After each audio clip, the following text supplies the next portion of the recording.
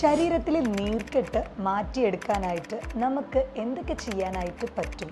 എന്താണ് ഇൻഫ്ലമേഷൻ അല്ലെങ്കിൽ നീർക്കെട്ട് എന്ന് പറയുന്നത്? ഇത് ശരീരത്തിൻ്റെ ഏതൊക്കെ ഭാഗത്തിൽ ഉണ്ടാവാം? എന്താണ് ഇതിനെ കൺട്രോൾ ചെയ്യുന്ന ആ ഒരു സിസ്റ്റം എന്ന് പറയുന്നത്? എന്തൊക്കെ ഭക്ഷണങ്ങളാണ് നമ്മൾ ആൻറ്റി ഇൻഫ്ലമേറ്ററി ഫുഡായിട്ട്, അതായത് നീർക്കെട്ട് കുറയ്ക്കാനായിട്ട് നമ്മൾ ചെയ്യേണ്ട ചില കാര്യങ്ങൾ എന്തൊക്കെ ഭക്ഷണങ്ങൾ ഉൾപ്പെടുത്തണം? നീർക്കെട്ട് കുറയ്ക്കാനായിട്ട് നമുക്ക് വീട്ടിൽ തന്നെ ചെയ്തെടുക്കാവുന്ന പൊടിക്കൈകൾ എന്തൊക്കെ എന്നതിനെക്കുറിച്ചാണ് ഇന്നത്തെ എൻ്റെ ടോക്ക്. ഇത് നിങ്ങളുടെ doctor Jumana Haseen AG, doctor Jumana's homeo care, Valliyode, Palakkad.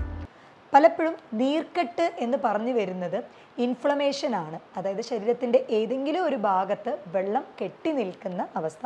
ഇത് ചിലരിൽ ഇപ്പോൾ വെയിറ്റ് ലോസിനായിട്ട് വരുന്നവരാണ് എന്നുണ്ടെങ്കിലും അവർക്ക് ഭാഗികമായിട്ടുള്ള ഫാറ്റും കാര്യങ്ങളൊന്നും ഉണ്ടാവില്ല, പക്ഷേ കംപ്ലീറ്റ് നീർക്കെട്ട് കാരണം വെയിറ്റ് കൂടിയ ഒരു അവസ്ഥയുണ്ടാകും. അപ്പോൾ എന്താണ് ഈ നീർക്കെട്ട് എന്ന് പറയുന്നത്? നമ്മുടെ ശരീരത്തിൽ ബ്ലഡ് സർക്കുലേഷൻ, രക്തയോട്ടത്തിൻ്റെ കൂടെ തന്നെ ഒരു സിസ്റ്റം ഉണ്ട്, ലിംഫാറ്റിക് സിസ്റ്റം എന്ന് പറയും. അപ്പോൾ ഇത് നമ്മുടെ ഹാർട്ട് പമ്പ് ചെയ്യുന്ന പോലെ പ്രവർത്തിക്കുന്ന ഒന്നല്ല ഈ ലിംഫാറ്റിക് സിസ്റ്റം എന്ന് പറയുന്നത്. എന്നാൽ ഈ രക്തക്കുഴലുടെ കൂടെ തന്നെ യാത്ര ചെയ്യുന്ന ഒരു ട്യൂബാണിത്. ഇതിൽ നമ്മുടെ ശരീരത്തിലെ മറ്റ് അവയവങ്ങളിൽ ബാക്കിയുള്ള വെള്ളം, വാട്ടർ കണ്ടൻറ്റും വിഷാംശങ്ങളും ഒക്കെ ഇത് കളക്ട് ചെയ്ത് ഇത് നമ്മുടെ വെയിൻസിലോട്ട്, സിരകളിലോട്ട് എത്തിക്കുന്ന ജോലിയാണ് ഈ ലിംഫാറ്റിക് സിസ്റ്റം എന്നുള്ള കാര്യം പ്രവർത്തിക്കുന്നത്. എന്നാൽ ഇതിൽ എന്തെങ്കിലും ഒരു പാളിച്ചകൾ വരുമ്പോൾ വെള്ളം കെട്ടി നിൽക്കുന്ന അവസ്ഥ, അതത് അവയവങ്ങളിൽ വെള്ളം കെട്ടി നിൽക്കുന്ന അവസ്ഥ, പ്രോപ്പറായിട്ട് അതിൽ ബ്ലോക്കേജ് എന്തെങ്കിലും, ഈ ലിംഫാറ്റിക് സിസ്റ്റത്തിൽ എന്തെങ്കിലും ഒരു ബ്ലോക്കേജ് വന്നു കഴിഞ്ഞാൽ സിരകളിലോട്ട് പ്രോപ്പറായിട്ട് വെള്ളം എത്തുകയോ അല്ലെങ്കിൽ വിഷാംശങ്ങൾ എത്തിക്കാനോ പറ്റുകയില്ല. അങ്ങനെ ചെയ്യുന്ന സമയത്ത് നമുക്ക് ഹാർട്ടിന്, ഹൃദയത്തിന് അത് പ്യൂരിഫൈ ചെയ്യാൻ പറ്റില്ല. ആ അവയവങ്ങളിൽ മാത്രം ആ വെള്ളം കെട്ടി നിൽക്കുന്ന അവസ്ഥ അല്ലെങ്കിൽ ആ വിഷാംശം കെട്ടി നിൽക്കുന്ന അവസ്ഥ, അതിനെയാണ് നമ്മൾ ഇൻഫ്ലമേഷൻ അല്ലെങ്കിൽ നീർക്കെട്ട് എന്ന് പറയുന്നത്. ഇത് യൂഷ്വലി മെഡിക്കൽ ടേംസിൽ നമ്മൾ ഐറ്റിസ്, എന്തൊരു ഓർഗനും അവയവങ്ങളും അതിൻ്റെ ഒരു ഐറ്റിസ് ആണ്. നീർക്കെട്ടാണെന്നുണ്ടെങ്കിൽ, ഇപ്പോൾ ലിവറിൻ്റെ നീർക്കെട്ടാണെന്നുണ്ടെങ്കിൽ, കരളിൻ്റെ ആണെങ്കിൽ ഹെപ്പറ്റൈറ്റിസ് എന്ന് പറയും. അതല്ല, ഇപ്പോൾ ബ്രെയിനിൻ്റെ, തലച്ചോറിൻ്റെ നീർക്കെട്ട് വരുന്ന ടൈമിൽ അതിനെ നമ്മൾ മെനിഞ്ചൈറ്റിസ് എന്ന് പറയും. ചിലർക്ക് മുട്ടുവാദം ഉണ്ടാവും, അപ്പോൾ അതിന് ഓസ്റ്റിയോ ആർത്രൈറ്റിസ് എന്ന് പറയും. ആർത്രൈറ്റിസ് എന്ന് പറഞ്ഞാൽ ജോയിൻസിൽ വരുന്ന നീർക്കെട്ടിനാണ് നമ്മൾ ഈ ആർത്രൈറ്റിസ് എന്ന് പറയുന്നത്. അപ്പോൾ പ്രോപ്പറായിട്ട് ഈ ലിംഫ് എന്ന് പറയുന്ന അതിൻ്റെ ഫ്ലോ പ്രോപ്പർ അല്ലാത്തത് കൊണ്ടാണ് ഈ ഒരു നീർക്കെട്ട് വരുന്നത്. ഈ സിസ്റ്റത്തിൽ മെയിനായിട്ട് വരുന്നത് എന്തെന്ന് വെച്ചാൽ നമ്മുടെ ലിംഫ് നോഡ് എന്ന് പറയും. അവിടെ നമ്മുടെ ശരീരത്തിൻ്റെ അവിടെ ഇവിടെ ആയിട്ട് കഴലകൾ ഉണ്ടാവും. ഈ കഴലകളുടെ മെയിൻ പ്രവർത്തനം എന്ന് പറയുന്നത് ശരീരത്തിൻ്റെ പ്രതിരോധ ശേഷിയെ പ്രോപ്പറായിട്ട് നിലനിർത്തുക എന്നുള്ളതാണ് ഈ ലിംഫ് നോഡ് സിസ്റ്റം, കഴലകളുടെ പ്രധാന പ്രവർത്തനം എന്ന് പറയുന്നത്. അപ്പോൾ ഈ ലിംഫാറ്റിക് സിസ്റ്റത്തിൽ വരുന്നത് ഈ ലിംഫ് വെസൽസ് ആണ്, അതായത് നമ്മുടെ രക്തക്കുഴലിൻ്റെ കൂടെ തന്നെ യാത്ര ചെയ്യുന്ന ഒരു ട്യൂബാണത്. അതിൽ മെയിനായിട്ടും നമുക്ക് വെള്ളത്തിൻ്റെ കണ്ടൻറ്റ് പറഞ്ഞു, അതേപോലെ തന്നെ പ്ലാസ്മ കണ്ടൻറ്റും, വെള്ള അണുക്കൾ, രക്താണുക്കൾ, നമ്മുടെ ബ്ലഡ് സെൽസിൽ റെഡ് ബ്ലഡ് സെൽസും ഉണ്ടാവും, അതുപോലെ തന്നെ വൈറ്റ് ബ്ലഡ് സെൽസും ഉണ്ടാവും. ഇതിൽ ചുവന്ന അണുക്കളുടെ പകരം വെള്ള രക്തയണുക്കളാണ് കൂടുതലായിട്ടും ഈ ലിംഫാറ്റിക് സിസ്റ്റത്തിൽ കാണപ്പെടുന്നത്. അപ്പോൾ ഇത് ശരീരത്തിൻ്റെ എല്ലാ ഭാഗത്തിനെയും കണക്ട് ചെയ്യും. മെയിനായിട്ട് നമ്മുടെ ശരീരത്തിൻ്റെ ഇമ്മ്യൂണിറ്റി, പ്രതിരോധ ശേഷിയുടെ ഒരു ഉത്ഭവം എന്നൊക്കെ പറയാം. തൈമസ് എന്ന് പറയുന്ന ഒരു ഗ്രന്ഥി, അതിൻ്റെ കൂടെ തന്നെ സ്പ്ലീൻ എന്ന് പറയുന്ന പ്ലീഹ, ഇതും ലിംഫ് നോഡ്, അവിടെ എവിടെയാണ് നമ്മുടെ ശരീരത്തിൽ കഴലകൾ ഒരുപാടുണ്ട്. ഇതൊക്കെ തന്നെ കണക്ട് ചെയ്ത് വരുന്നതാണ് ഈ ലിംഫാറ്റിക് സിസ്റ്റം എന്ന് പറയുന്നത്. ഇത് ശരീരത്തിൻ്റെ എല്ലാ അവയവങ്ങളെ ചുറ്റും നമ്മുടെ നാളികൾ എവിടെയൊക്കെ പോകുന്നുണ്ടോ, ബ്ലഡ് വെസൽസ് എവിടെയൊക്കെ യാത്ര ചെയ്യുന്നുണ്ടോ, അവിടെയൊക്കെ ഈ ലിംഫാറ്റിക് സിസ്റ്റവും ഉണ്ടാവും. പലപ്പോഴായിട്ട് ഈ മുട്ടിൽ വരുന്ന നീർക്കെട്ട്, അതിന് പ്രോപ്പറായിട്ടുള്ള കാരണം എന്തെന്ന് വെച്ചാൽ ഈ ഹാർട്ടിന് പമ്പ് ചെയ്യാനുള്ള കപ്പാസിറ്റി ഉണ്ട്. എന്നാൽ ഈ ലിംഫാറ്റിക് സിസ്റ്റം പ്രോപ്പറായിട്ട് വർക്ക് ചെയ്യണമെന്നുണ്ടെങ്കിൽ, അതായത് നമ്മുടെ ശരീരത്തിൽ നീർക്കെട്ട് മാറണമെന്നുണ്ടെങ്കിൽ മസിൽസിലെ മൂവ്മെൻറ്റ് ആവശ്യമാണ്. എന്നാൽ മാത്രമാണ് ആ കെട്ടിക്കിടക്കുന്ന നീര് ബാക്ക് ടു നോർമൽ, അത് പഴയ രീതിക്ക് നോർമൽ ആവുകയുള്ളൂ. അപ്പം അതിന് നമ്മൾ ചില ഭക്ഷണങ്ങൾ ഒഴിവാക്കേണ്ടതുണ്ട്, അതേപോലെ ചില ഭക്ഷണങ്ങൾ നമ്മൾ കഴിക്കേണ്ടതുണ്ട്. ആൻറ്റി ഓക്സിഡൻറ്റ് പ്രോപ്പർട്ടി അധികം അടങ്ങിയിട്ടുള്ള ഭക്ഷണങ്ങൾ, ആൻറ്റി ഇൻഫ്ലമേറ്ററി ഡയറ്റ് എന്ന് പറയും, അതായത് നീർക്കെട്ട് കുറയ്ക്കാനായിട്ടുള്ള ഭക്ഷണങ്ങൾ. അപ്പോൾ അതിൽ നമ്മൾ ആദ്യം ശ്രദ്ധിക്കേണ്ടത് ഷുഗർ, അമിതമായിട്ടുള്ള ബേക്കറി ഐറ്റവും ഷുഗറും ഈ ഭക്ഷണങ്ങൾ ഒഴിവാക്കുക. കാരണം ഇത് കൂടുതലായിട്ട് എടുക്കുന്ന ടൈമിൽ ഇത് ഈ ലിംഫ് നോഡ്സിനെയും അതേപോലെ തന്നെ ലിംഫിൻ്റെ ആ വെസൽസിനെയൊക്കെ ബ്ലോക്ക് സംഭവിക്കുകയും നമ്മുടെ അവയവങ്ങൾ ചുറ്റും വെള്ളം കെട്ടിക്കിടക്കുകയും അത് പാസ് ചെയ്യാനായിട്ട് പുറത്തോട്ട് ബാക്കിലോട്ട് പോവാൻ അതൊരു തടസ്സമായി ഉണ്ടാവുകയും ചെയ്യുന്നുണ്ട്. അതുകൊണ്ട് തന്നെ ഷുഗറാണ് നമ്മൾ കട്ട് ചെയ്യേണ്ടത്. അതിൽ തന്നെ പരമാവധി ബേക്കറി ഐറ്റംസും അമിതമായിട്ട് പഞ്ചസാര ആഡ് ചെയ്തിട്ടുള്ളതാണ് ഒഴിവാക്കേണ്ടത്. എന്നാൽ ചെറിയ തോതിൽ നമ്മൾക്ക് അന്നജം, കാർബോഹൈഡ്രേറ്റ്സ്, മില്ലറ്റ്സ് ഇതൊക്കെ റെഗുലറായിട്ട് നമുക്ക് എടുക്കാവുന്നതാണ്. ഒമേഗ 3 ഫാറ്റി ആസിഡ് അധികം അടങ്ങിയിട്ടുള്ള ഭക്ഷണങ്ങൾ, അതായത് ചെറു മത്സ്യങ്ങളും അവക്കാഡോ അതേപോലെ തന്നെ ഓലിവ് ഓയിൽ, ഇതിലൊക്കെ ഫാറ്റി ആസിഡ് അധികം അടങ്ങിയിട്ടുണ്ട്, നല്ല കൊഴുപ്പ് അധികം അടങ്ങിയിട്ടുണ്ട്. ഇത് ഈ ഒരു ലിംഫാറ്റിക് സിസ്റ്റത്തിൻ്റെ ഫ്ലോ കൂട്ടാനായിട്ട് സഹായകരമാവും. അതേപോലെ നീർക്കെട്ട് അനുഭവിക്കുന്നവർക്ക് ഇപ്പോൾ പണ്ടൊക്കെ ഇപ്പോൾ നീർക്കെട്ട് എന്ന് പറയുന്നത് ഏജ്ഡ് പീപ്പിൾസ്, കുറച്ചുകൂടെ വയസ്സായവരിലാണ് അവിടെ ശരീരത്തിൽ നീർക്കെട്ട് വന്നുകൊണ്ടിരുന്നത്. അപ്പോൾ അതിൻ്റെ മെയിൻ റീസൺ എന്താണെന്ന് പറഞ്ഞാൽ പ്രായം കൂടുന്തോറും അവരുടെ ഹോർമോൺ ലെവലിൽ വരുന്ന വ്യതിയാനങ്ങൾ. ഇപ്പോൾ സ്ത്രീകളിലാണ് എന്നുണ്ടെങ്കിൽ എസ്ട്രജൻ ലെവൽ കുറയും. അതേപോലെ തന്നെ പുരുഷന്മാരാണ് എന്നുണ്ടെങ്കിൽ അവരുടെ പുരുഷ ഹോർമോണായിട്ടുള്ള ടെസ്റ്റോസ്റ്റിറോൺ ലെവൽ കുറഞ്ഞ് കണ്ടുവരുന്നുണ്ട്. അപ്പോൾ ഇങ്ങനെ കുറയുന്ന സമയത്ത് നമ്മുടെ ശരീരത്തിൻ്റെ മെറ്റബോളിസവും കുറയും. അപ്പോൾ അവർക്ക് ആ ഒരു വാക്കിങ്ങോ എക്സസൈസോ ഇതൊന്നും പ്രോപ്പർ ഉണ്ടാവില്ല.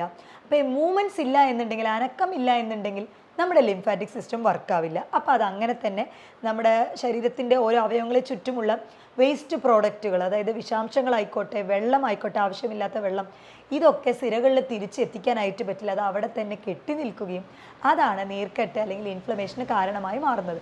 അതിൽ തന്നെ പ്രധാനമായിട്ടും ജോയിൻസുകളിലാണ് കൂടുതൽ നീർക്കെട്ട് വരുന്നത്. കാരണം പ്രായമാകുന്നതോടുകൂടി ആ ഒരു മൂവ്മെൻറ്റ് കുറയുകയാണ്. അപ്പോൾ ജോയിൻറ്റുകൾ തീരെ അനക്കാതെ ആവുകയും അവിടേക്കുള്ള രക്തയോട്ടം സാരമായിട്ട് ബാധിക്കുകയും തിരിച്ച് ബാക്ക് ഫ്ലോ ആയിട്ട് അവിടെ കെട്ടിക്കിടക്കുന്ന നീരുകൾ തിരിച്ച് ബാക്ക് ഫ്ലോ എടുക്കാൻ പറ്റാത്ത അവസ്ഥ. ഇത് കാരണം ഓസ്റ്റിയോ ആർത്രൈറ്റിസ് എന്നുള്ള കണ്ടീഷനിൽ ഭയങ്കര ചൂട്, ഈ ഇൻഫ്ലമേഷൻ എന്നുള്ള ഇതിൽ മെയിനായിട്ട് വരുന്നത് എന്താണെന്ന് വെച്ചാൽ റെഡ്നെസ് ആണ്. അതായത് ചുവപ്പുണ്ട്. നമുക്ക് അവിടെ നീർക്കെട്ടുണ്ട് എന്നുണ്ടെങ്കിൽ അവിടെ ഭയങ്കര ചുവന്നിട്ടായിരിക്കും ഉണ്ടാവുക. തൊട്ട് നോക്കുന്ന ടൈമിൽ ഇത്തിരി ചൂട് കൂടും. പൊതുവേ തടി ഉള്ളവർക്കാണെങ്കിലും, അതായത് മെറ്റബോളിസം കുറവായിട്ട് തടി ഉള്ളവർക്കാണെന്നുണ്ടെങ്കിൽ അവരുടെ ബേസൽ ടെമ്പറേച്ചർ നോക്കുകയാണെന്നുണ്ടെങ്കിൽ ബേസൽ ബോഡി ടെമ്പറേച്ചർ എന്ന് പറയും, BBT എന്ന് പറയും. ആ ടെമ്പറേച്ചറും വളരെയധികം കൂടുതലായിരിക്കും. അപ്പോൾ നീർക്കെട്ടുള്ളവരിൽ അല്ലെങ്കിൽ നീർക്കെട്ടുള്ള അവയവങ്ങളിൽ ചൂട് കൂടുതലായിരിക്കും. അതിൻ്റെ ചില സമയങ്ങളിൽ ബാക്ടീരിയകളുടെ വളർച്ച അവിടെ ഉണ്ടാവാനും ചാൻസ് ഉണ്ട്. നമ്മുടെ ബ്ലഡ് സർക്കുലേഷൻ്റെ കൂടെ തന്നെ ഉള്ളതാണ് ഈ ലിംഫാറ്റിക് സർക്കുലേഷൻ എന്ന് പറയുന്നത്.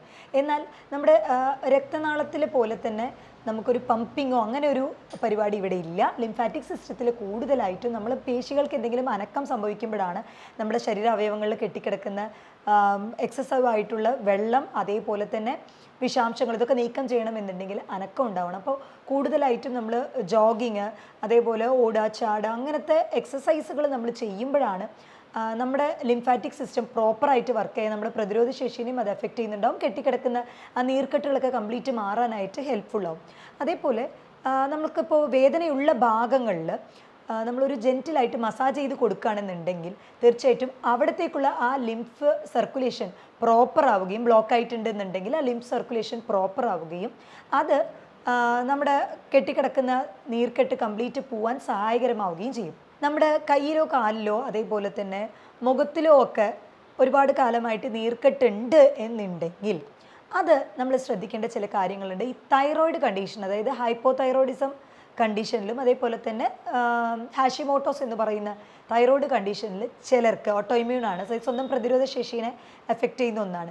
ഈ കണ്ടീഷനുകളിൽ ചില സമയങ്ങളിൽ നമ്മുടെ ബോഡി വന്നിട്ട് ടോട്ടലായിട്ട് സ്ലോ ഡൗൺ ആവും. നമ്മുടെ മെറ്റബോളിസം തന്നെ ബേസൽ മെറ്റബോളിക് റേറ്റ് കുറഞ്ഞു വരും. BMR അങ്ങനെ കുറഞ്ഞു വരുന്ന ടൈമിൽ നമ്മുടെ ഈ ലിംഫ് സർക്കുലേഷൻ പ്രോപ്പർ ആവുകയില്ല. അതുകൊണ്ട് തന്നെ എല്ലാ അവയവങ്ങളിലും അവിടെ എവിടെയായിട്ട് കെട്ടിക്കിടക്കുന്ന ആ ഒരു വെള്ളം എന്ന് പറയുന്നത് തിരിച്ച് സിരകളിലോട്ട് എത്തുകയില്ല. അതങ്ങനെ തന്നെ കെട്ടി നിൽക്കും. അത് BMR കുറയുന്നത് കൊണ്ടാണ്. അപ്പം തൈറോയിഡ് മെയിൻലി ഹൈപ്പോതൈറോയിഡിസം ഉള്ളവർക്ക് അവരുടെ ഒരു ടെമ്പറേച്ചർ കുറവായിരിക്കും. മൊത്തം അവരൊരു സ്ലോ പ്രോസസ്സിങ് ആയിരിക്കും. അതുകൊണ്ട് തന്നെ ഒരു 80% ഹൈപ്പോതൈറോയിഡിസം ഉള്ളവരിൽ നമ്മൾ ഈ ശരീരം മൊത്തം നീർക്കെട്ടായിട്ട് അവർ വീർത്തു വരുന്നത് കാണാം. വെയിറ്റ് അമിതമായിട്ട് വന്നുകൊണ്ടേയിരിക്കുന്നത്, എന്നാൽ ഭക്ഷണം അധികം കഴിക്കുന്നില്ല താനും. അപ്പോൾ തൈറോയ്ഡ് ഗ്രന്ഥിയിലുള്ള പ്രശ്നം കാരണം വരുന്ന നീർക്കെട്ട് കൊണ്ടാണ് അവർക്ക് ഈ വണ്ണം വരുന്നത്. അതേപോലെ കാലുകളിലൊക്കെ അമിതമായിട്ട് നീർക്കെട്ട് ഉണ്ടാവുന്നത്. വേറെ നമ്മൾ ഈ കാലുകളിലും അതേപോലെ മുഖത്തിലും നീർക്കെട്ട് വരുമ്പോൾ ശ്രദ്ധിക്കേണ്ട ഒരു അവയവങ്ങൾ എന്ന് പറയുന്നത് ഒന്ന് കിഡ്നിയും അതേപോലെ തന്നെ ഹാർട്ടുമാണ്. കാരണം കിഡ്നിയിൽ എന്തെങ്കിലും ഒരു ഡാമേജ് വന്നു കഴിഞ്ഞാൽ, നമ്മുടെ വൃക്കകൾ പ്രോപ്പറായിട്ട് പ്രവർത്തിക്കുന്നില്ല എന്നുണ്ടെങ്കിൽ അത് വൃക്കകളിലൂടെ പ്രോട്ടീൻ അമിതമായിട്ട് നഷ്ടപ്പെടുന്നുണ്ടാവും. അങ്ങനെ അതായത് പതഞ്ഞ മൂത്രമൊഴിക്കുന്ന ടൈമിൽ പതഞ്ഞ് വരിക, അങ്ങനത്തെ ഒരു കണ്ടീഷൻസിലൊക്കെ പ്രോട്ടീൻ ഹെവി ലോസ് ഉണ്ടാകുന്ന ടൈമിൽ നമ്മുടെ ശരീരത്തിൽ നീർക്കെട്ടുകൾ അവിടെ ഇവിടെയായിട്ടുണ്ടാകും. അപ്പോൾ ഇത് നമ്മൾ വെയിറ്റ് ലോസ് ചെയ്യുന്നവരാണെങ്കിൽ, അതേപോലെ നീർക്കെട്ടുള്ളവരാണെന്നുണ്ടെങ്കിലും നിങ്ങൾ കഴിക്കുന്ന ഭക്ഷണത്തിൽ പ്രോട്ടീൻ ഉണ്ടോ എന്നുള്ളത് ശ്രദ്ധിക്കുക. കാരണം ശരീരത്തിൽ പ്രോട്ടീൻ ലെവൽ ഉണ്ടെന്നുണ്ടെങ്കിൽ തീർച്ചയായിട്ടും ആ വെള്ളം, കെട്ടിക്കിടക്കുന്ന വെള്ളം കംപ്ലീറ്റ് അത് കളയാനായിട്ട്, നീർക്കെട്ട് കംപ്ലീറ്റ് പോകാൻ സഹായിക്കുന്ന ഒന്നാണ് നമ്മൾ പ്രോട്ടീൻ അടങ്ങിയിട്ടുള്ള ഭക്ഷണം കഴിക്കുക എന്നുള്ളത്. പ്രോട്ടീൻ ശരീരത്തിൽ കുറഞ്ഞു കഴിയുമ്പോൾ ഓട്ടോമാറ്റിക്കലി വെള്ളം മൊത്തം ആഗിരണം ചെയ്ത് ഉള്ളിലോട്ട് വെക്കുകയാണ് ചെയ്യുക. അപ്പോൾ അവയവങ്ങളെ ചുറ്റും അതേപോലെ ശരീരത്തിൻ്റെ മറ്റ് ഭാഗങ്ങളിലും ഈ നീർക്കെട്ട് കൂടുതലായിട്ട് നിലനിന്ന് പോകും. അപ്പോൾ അതുകൊണ്ട് നിങ്ങൾക്ക് കിഡ്നി അഫെക്ഷൻസ് ഒന്നും ഇല്ല, എന്നാൽ നിങ്ങൾക്ക് നീർക്കെട്ടിൻ്റെ പ്രശ്നമുണ്ട്, തൈറോയിഡിൻ്റെ പ്രശ്നമൊക്കെ ഉള്ളവർ പ്രോട്ടീൻ അധികം അടങ്ങിയിട്ടുള്ള ഭക്ഷണം, നിങ്ങളുടെ 3 നേരത്തെ ഭക്ഷണത്തിൽ പ്രോട്ടീൻ ഉണ്ടോ എന്നുള്ളത് ശ്രദ്ധിക്കുക. അതേപോലെ ഹാർട്ടിൻ്റെ ഫെയിലിയർ, ഹൃദയത്തിന് എന്തെങ്കിലും ഒരു സാരമായി ബാധിച്ചിട്ടുണ്ട് എന്നുണ്ടെങ്കിൽ അതിൻ്റെ രക്തയോട്ടത്തിൽ, ഹൃദയത്തിലോട്ടുള്ള രക്തയോട്ടമുണ്ട്, അതായത് നമ്മൾ ഹൃദയത്തിലേക്ക് പോകുന്ന വെയിൻസും അതിലോട്ട് പോകുന്ന ബ്ലഡ് വെസൽസ്, ചെറിയ ചെറിയ രക്തനാളങ്ങളിൽ എന്തെങ്കിലും ബ്ലോക്കേജും കാര്യങ്ങളും സംഭവിച്ചിട്ടുണ്ടെന്നുണ്ടെങ്കിൽ കൺജസ്റ്റീവ് ഹാർട്ട് ഫെയിലിയർ എന്ന് പറയും, കാർഡിയാക് ഫെയിലിയർ, അങ്ങനെയുള്ള കണ്ടീഷനിലെ ശരീരത്തിൽ അവിടെ ഇവിടെയായിട്ട് എസ്പെഷ്യലി മുഖത്ത്, കാലുകളിലൊക്കെ തന്നെ നീര് ഒരുപാട് കെട്ടിക്കിടക്കുന്ന ഒരു പ്രകൃതം. അപ്പോൾ അങ്ങനെ ഉണ്ടെന്നുണ്ടെങ്കിൽ നിങ്ങളുടെ റീനൽ ഫംഗ്ഷൻ ടെസ്റ്റ് ഒന്ന് ചെക്ക് ചെയ്യുന്നത് നല്ലതായിരിക്കും. കിഡ്നി ഫംഗ്ഷൻ ടെസ്റ്റ് ചെക്ക് ചെയ്യുന്നത് നല്ലതായിരിക്കും. അതേപോലെ നിങ്ങളൊരു ECG എടുത്ത് നോക്കുന്നതും, അല്ലെങ്കിൽ നമുക്കൊരു എക്സ്റേ എടുത്ത് നോക്കിക്കഴിഞ്ഞാൽ തന്നെ കാർഡിയോമെഗാലി ഉണ്ടോ, അതായത് നമ്മുടെ ഹൃദയത്തിൻ്റെ ആ ഒരു സൈസ് കൂടിയിട്ടുണ്ടോ, പെരികാർഡിയൽ എഫ്യൂഷൻ എന്ന് പറയും, നമ്മുടെ ലങ്സിനെ ചുറ്റും, ശ്വാസകോശത്തിൻ്റെ ആ ഒരു ഇതിനെ ചുറ്റും നീർക്കെട്ട് വല്ലതും വന്നിട്ടുണ്ടോ എന്നുള്ളത് ഒരു എക്സ്റേ നമ്മൾ PA വ്യൂ എടുത്തു കഴിഞ്ഞാൽ, പോസ്റ്റർ ആൻറ്റീരിയർ വ്യൂ, നമ്മൾ PA വ്യൂ എടുത്തു കഴിഞ്ഞാൽ നമുക്ക് ക്ലിയർ ആയിട്ട് മനസ്സിലാക്കാനായിട്ട് പറ്റും. അപ്പോൾ ശരീരത്തിൻ്റെ നീർക്കെട്ട് കുറയ്ക്കാനായിട്ട് നമുക്ക് ആദ്യം വേണ്ടത് വ്യായാമമാണ്. അടുത്ത് നമുക്ക് റെസ്റ്റാണ്. നമ്മൾ കോർട്ടിസോൾ ലെവൽ കുറയ്ക്കാനായിട്ട് നമ്മൾ 7-8 മണിക്കൂർ ഉറങ്ങാനായിട്ട് ശ്രദ്ധിക്കുക. ആൻറ്റി ഇൻഫ്ലമേറ്ററി ഡയറ്റ്, അതായത് നീർക്കെട്ട് കുറയ്ക്കാനുള്ള ഭക്ഷണങ്ങൾ, എസ്പെഷ്യലി ആൻറ്റി ഓക്സിഡൻറ്റ് പ്രോപ്പർട്ടി അധികം അടങ്ങിയിട്ടുള്ള ബെറി ഫ്രൂട്ടുകളും അതേപോലെ തന്നെ ചീരകൾ, അരിഭക്ഷണം പരമാവധി കുറയ്ക്കുക. പുറത്തുള്ള ബേക്കറി ഐറ്റംസ് കുറച്ചിട്ട് omega-3 ഫാറ്റി ആസിഡ് അധികം അടങ്ങിയിട്ടുള്ള ചെറുമത്സ്യങ്ങൾ, ബെറി ഫ്രൂട്ടുകൾ, അവക്കാഡോ പോലുള്ള പഴങ്ങളൊക്കെ റെഗുലറായിട്ട് എടുക്കാനായിട്ട് ശ്രദ്ധിക്കുക. പിന്നെ നിങ്ങൾക്ക് നീർക്കെട്ട് കംപ്ലീറ്റ് ശരീരത്തിൽ നീർക്കെട്ട് പോകണം എന്നുണ്ടെങ്കിൽ നിങ്ങൾക്ക് വീട്ടിൽ തന്നെ ചെയ്യാവുന്ന ഒരു പൊടിക്കൈ എന്ന് പറയുന്നത് മുരിങ്ങയുടെ ഇല. ഈ മുരിങ്ങയുടെ ഇലയിൽ കാൽഷ്യം റിച്ച് ആണ്, അയൺ റിച്ച് ആണ്, anti inflammatory property, antioxidant property ഒക്കെ വളരെയധികം കൂടുതലാണ്.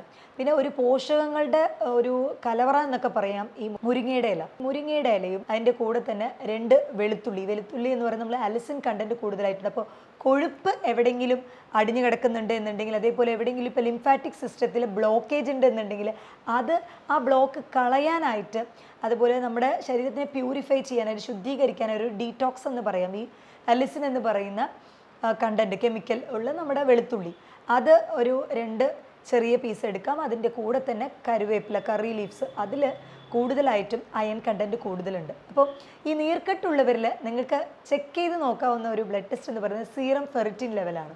നീർക്കെട്ട് നിങ്ങൾക്ക് അമിതമായിട്ടുണ്ട് എന്നുണ്ടെങ്കിൽ ഈ ഫെറിറ്റിൻ ലെവൽ കുറഞ്ഞു കാണാറുണ്ട് ചിലരിൽ. അപ്പോൾ അങ്ങനെയുള്ളവർ ഈ മുരിങ്ങ ഇല, അതേപോലെ തന്നെ കറിവേപ്പിൻ്റെ ഇല, വെളുത്തുള്ളി, ഈ 3ൻ്റെയും കോമ്പിനേഷൻ ഇതിട്ട് നന്നായി തിളപ്പിച്ചിട്ട് ഒരു 2 ഗ്ലാസ് വെള്ളം തിളപ്പിച്ചിട്ട് അതിനെ 1 ഗ്ലാസ് ആക്കിയിട്ട് വറ്റിച്ചെടുത്തതിന് ശേഷം റെഗുലറായിട്ട് നിങ്ങൾ രാവിലെ വെറും വയറ്റിൽ എടുക്കാനായിട്ട് ശ്രദ്ധിക്കുക. BP അല്ലെങ്കിൽ കിഡ്നി ഫെയിലിയർ ഉള്ളവർ, അതിന് മെഡിസിൻസ് എടുക്കുന്നവർ ഒരു ഡോക്ടറെ കൺസൾട്ട് ചെയ്യാതെ ഈ ഒരു പാനീയം എടുക്കരുത്. അല്ലാതെ പക്ഷം നിങ്ങൾ വെയിറ്റ് ലോസ് ചെയ്യാൻ ആഗ്രഹിക്കുന്നവരും ഈ ഒരു ഡ്രിങ്ക് എടുക്കാവുന്നതാണ്. നിങ്ങളുടെ ശരീരത്തിലെ നീർക്കെട്ട് മാറ്റാൻ ഏറ്റവും എഫക്റ്റീവ് ആയിട്ടുള്ള ഒന്നാണ്. അതേപോലെ ഇപ്പോൾ മുട്ടിൽ അല്ലെങ്കിൽ കയ്യിലോ കാലിലോ ഒക്കെ നീർക്കെട്ട് വീക്കമുള്ളവർ നിങ്ങൾക്ക് ചെയ്യാവുന്ന ഒന്നാണ്. അവിടത്തുള്ള ലിംഫാറ്റിക് സർക്കുലേഷൻ കൂട്ടാനായിട്ട് നമ്മൾ കോൾഡ് കംപ്രസ്സും വാം കംപ്രസ്, അതായത് 2ഉം ഓൾട്ടർനേറ്റീവായിട്ട് ചെയ്യും. നമ്മൾ ചൂട് പിടിക്കുക, ഒരു 2 മിനിറ്റ് ചൂട് പിടിച്ചതിന് ശേഷം അത് മാറ്റി വെച്ചിട്ട് എഗെയിൻ നമ്മൾ ഐസ് പാക്ക് പോലെ ചെറിയ തോതിൽ അങ്ങനെ വെച്ച് കൊടുക്കുക. ഇങ്ങനെ ചെയ്യുന്ന ടൈമിൽ ആ ഒരു ഭാഗത്തെ നീർക്കെട്ട്, റെഡ്നെസ്സും അതേപോലെ തന്നെ ആ ഒരു വേദനയും കുറയ്ക്കാനായിട്ട്, നീർക്കെട്ട് കുറയ്ക്കാൻ നമുക്ക് താൽക്കാലികമായിട്ടൊരു ശമനം നൽകാൻ ഏറ്റവും ബെസ്റ്റ് ആയിട്ടുള്ള ഒന്നാണ്. മാത്രമല്ല അവിടുത്തെ ലിംഫിൻ്റെ ആ ഒരു സർക്കുലേഷൻ കൂടും, അതുകൊണ്ടാണ് അവിടുത്തെ നീർക്കെട്ട് കുറയുന്നത്. അപ്പോൾ ഇനി തൊട്ട് ജനറലായിട്ട് നീർക്കെട്ട് എന്ന് പറയാതെ ചില ബ്ലഡ് ടെസ്റ്റുകൾ എടുക്കാനായിട്ട് ശ്രദ്ധിക്കുക. നീർക്കെട്ട് എന്തുകൊണ്ടാണ് വരുന്നത് എന്നുള്ളത് കണ്ടുപിടിക്കാം. ഹോർമോൺ ഇംബാലൻസ് കൊണ്ടാണോ, തൈറോയ്ഡ് ഗ്രന്ഥിയുടെ പ്രശ്നം കൊണ്ടാണോ, അതല്ല നമ്മുടെ ഹോർമോൺ ലെവൽ, സെക്സ് ഹോർമോൺ ആയിട്ടുള്ള എസ്ട്രോജൻ പ്രൊജസ്ട്രോണിൻ്റെ കുറവ് കൊണ്ടാണോ, അല്ല തേയ്മാനം വന്നതുകൊണ്ടാണോ, എന്തുകൊണ്ടാണ് നമ്മുടെ ശരീരത്തിൽ നീർക്കെട്ട് വരുന്നത് എന്നുള്ളത് കണ്ടുപിടിച്ച് അതിനനുസരിച്ച് ചികിത്സ നേടാനായിട്ട് ശ്രദ്ധിക്കുക. ജനറലായിട്ട് ആൻറ്റി ഇൻഫ്ലമേറ്ററി ഡയറ്റ്സ്, ഞാൻ പറഞ്ഞ കാര്യങ്ങൾ, ഈ പിക്കിലുള്ള ഫുഡുകളൊക്കെ തന്നെ നിങ്ങൾക്ക് ആൻറ്റി ഇൻഫ്ലമേറ്ററി ഫുഡുകളാണ്. ഇത് നിങ്ങൾക്ക് റെഗുലറായിട്ട് എടുക്കാവുന്നതാണ്. ശരീരത്തിലെ നീർക്കെട്ടിനെ കുറിച്ച് നിങ്ങൾക്ക് വേറെ എന്തെങ്കിലും സംശയം ഉണ്ടെന്നുണ്ടെങ്കിൽ താഴെ തന്നിട്ടുള്ള എൻ്റെ ഈ നമ്പറിൽ നിങ്ങൾക്ക് എന്നെ കോൺടാക്റ്റ് ചെയ്യാവുന്നതാണ്. മറ്റൊരു ഹെൽത്ത് ടോപ്പിക്കുമായിട്ട് വീണ്ടും കാണാം. ഇത് നിങ്ങളുടെ doctor Jumana Haseen AG, doctor Jumana's homeo care, Valliyode, Palakkad.